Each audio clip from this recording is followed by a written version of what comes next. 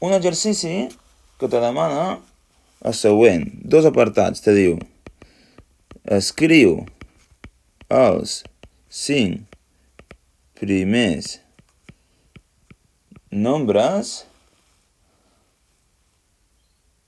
vale? O termes, us en recordeu que aquí podria posar nombres el mateix que termes, Els termes són els números de les successions. D'una progressió aritmètica, vale? Poso PA per anar més ràpid, P de progressió, A d'aritmètica. Sabent el següent, val? Sabent el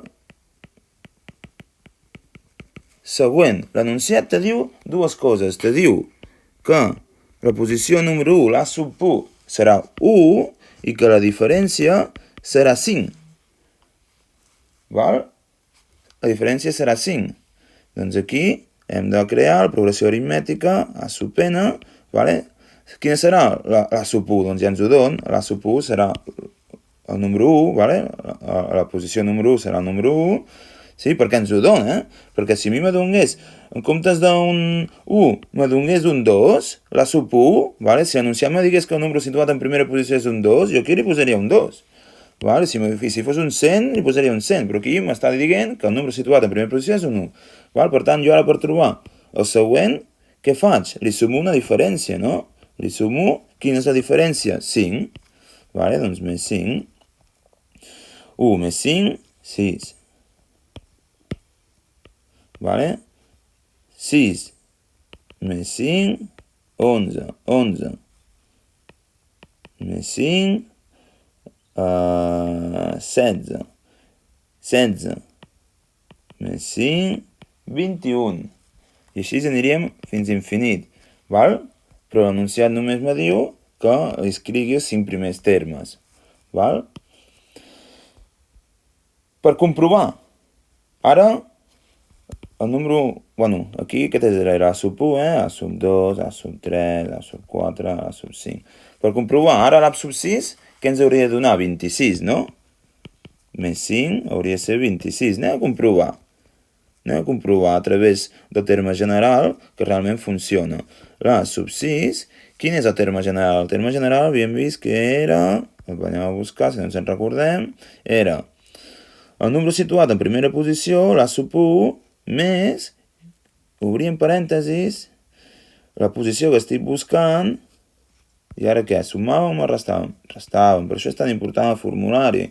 Vale? Els formularis, les fórmules no és per escriure-les i que quedin dormint a la maleta, vale? O que se quedin per tota la vida ja carpesana. No, les fórmules són per utilitzar-les.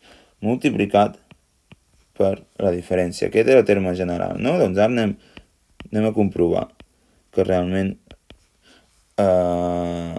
funciona, no? Aquestes instruccions, aquesta fórmula, i això sabem que ha de donar 26, perquè ho hem trobat sumant-li una diferència al número anterior, El 21 era el número situat en cinquena posició, li sumo 5, m'ha de donar 26, La sub 6 m'ha de donar 26. Vale, ara vaig a trobar aquest 26 a través de la fórmula, a través de el terme general. Vale, el número situat en primera posició és l'1.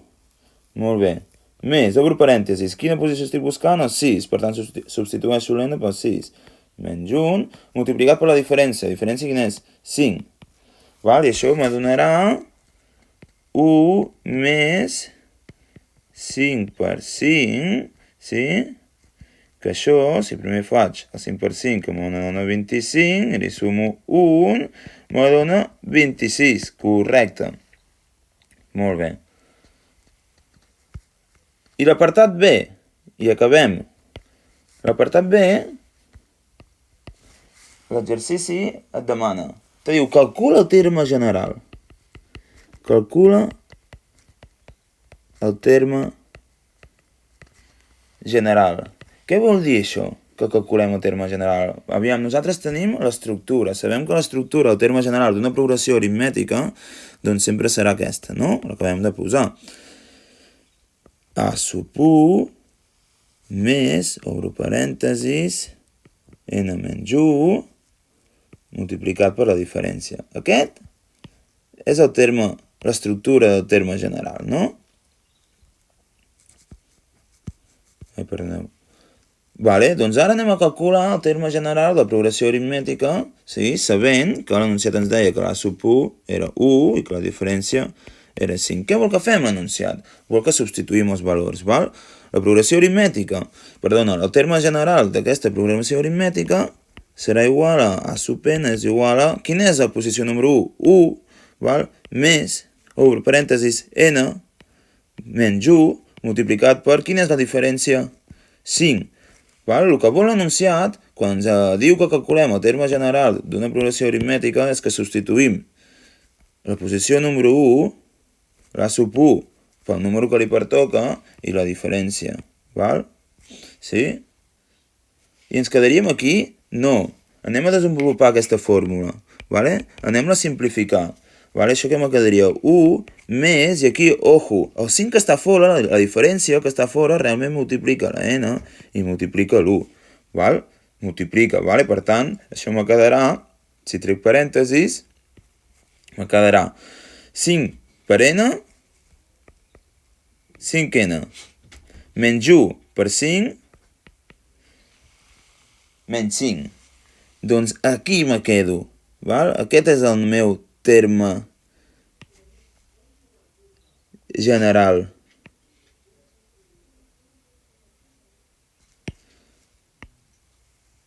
Aquest és el terme general de la progressió aritmètica, sí?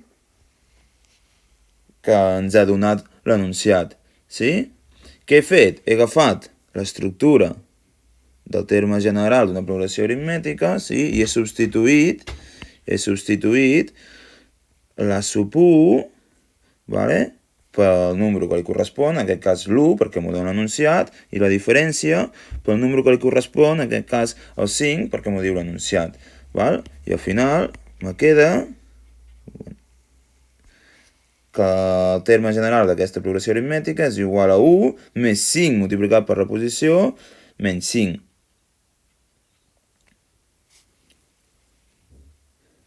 I aquí ja hem acabat. Ara toca practicar. Ara toca agafar punts, fer formulari, practicar els exercicis, anar a classe, estar atent, obrir la llibreta i corregir els exercicis. Val? Així és com traurem un 10 a l'examen. Si agafem apunts, fem els exercicis mirant els apunts, anem a classe, estem atents i corregim els exercicis i preguntem al professor el dubte, traurem un 10 a l'examen.